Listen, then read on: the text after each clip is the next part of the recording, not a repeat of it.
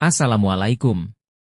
Perkenalkan saya Profesor Sri Atmaja Peroshidi dan tim peneliti yang terdiri dari Muhammad Fikri Priyadi memaparkan dalam video durasi pendek mempresentasikan penelitian kami, yang berjudul, Model Keselamatan Berbasis Risiko untuk Pengurangan Kecelakaan pada Perlintasan Sebidang Kereta Api. Penelitian ini dilatar belakangi berdasarkan tingkat kecelakaan pada perlintasan sebidang, berdasarkan data statistik dari Kementerian Perhubungan sepanjang 2019 hingga 2022 terjadi kasus kecelakaan hingga 1.142 kasus.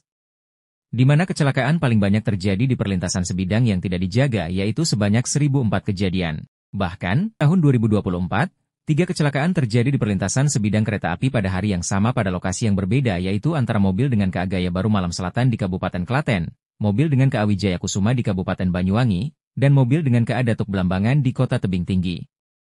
Hal ini menunjukkan bahwa kasus-kasus kecelakaan dan keselamatan di perlintasan sebidang tidak ada baikan dan perlu menjadi prioritas penanganan yang bersifat segera. Penelitian ini bertujuan untuk mengidentifikasi faktor-faktor yang memengaruhi keselamatan di perlintasan sebidang kereta api. Pendekatan yang digunakan adalah mixed method, dengan metode analisis sirat dan aras. Penelitian ini juga berfokus pada penyusunan model keselamatan untuk menentukan prioritas faktor kerawanan dan risiko di lokasi penelitian. Berdasarkan hasil pengamatan, ketiga lokasi perlintasan mengalami kekurangan infrastruktur keselamatan. Beberapa rambu tertutup kotoran, spanduk, atau coretan vandalisme.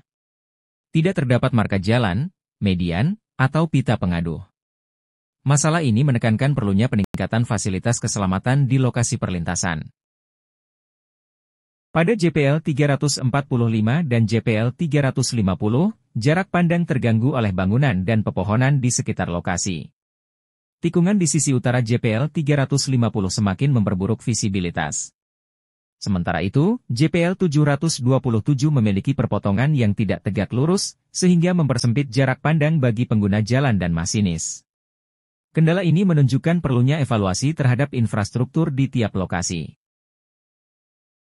Hasil survei menunjukkan bahwa volume lalu lintas di ketiga perlintasan sebidang melebihi kapasitas yang direkomendasikan, baik pada hari kerja maupun hari libur. Pada hari kerja, volume lalu lintas tertinggi pada setiap JPL terdapat pada jam pulang kerja yaitu sore hari.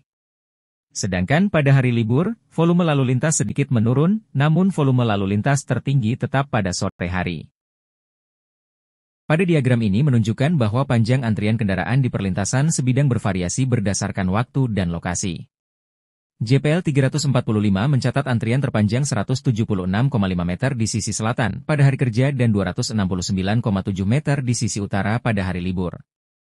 JPL 350 mencatat 411,6 meter di sisi selatan pada hari kerja dan 332,6 meter di sisi utara pada hari libur.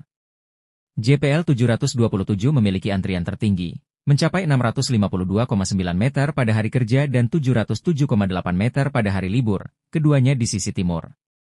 Antrian panjang, terutama di JPL 727, menunjukkan pengaruh besar dari volume lalu lintas yang tinggi. Pada diagram ini menunjukkan analisis tundaan kendaraan menunjukkan bahwa JPL 345 mencatat kumulatif tundaan tertinggi sebesar 1.127 detik pada hari kerja dan 1.527 detik pada hari libur. JPL 350 mencatat tundaan lebih tinggi pada hari kerja, yaitu 1.370 detik, sementara pada hari libur sebesar 1.214 detik. JPL 727 memiliki tundaan paling signifikan, mencapai 3.297 detik pada hari kerja dan 2.279 detik pada hari libur. Tingginya tundaan ini memengaruhi efisiensi lalu lintas dan meningkatkan risiko kemacetan serta insiden di perlintasan. Hasil survei menunjukkan bahwa tingkat pencahayaan di ketiga perlintasan sebidang memenuhi standar minimum pada pukul 17, namun menurun drastis pada pukul 19 dan pukul 21 sehingga tidak memenuhi standar. Penurunan pencahayaan ini dapat mengurangi visibilitas pengguna jalan pada malam hari, meningkatkan potensi risiko kecelakaan. Hasil survei menunjukkan intensitas suara sirine pada JPL 345, JPL 350, dan JPL 727 berada di bawah standar.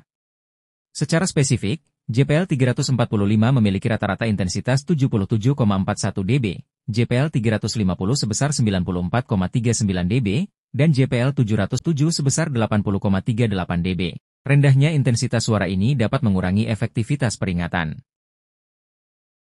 Metode ARAS digunakan untuk mengevaluasi alternatif berdasarkan kriteria berbobot. Proses ini melibatkan pengumpulan data alternatif, penentuan kriteria, dan kecocokan alternatif terhadap setiap kriteria.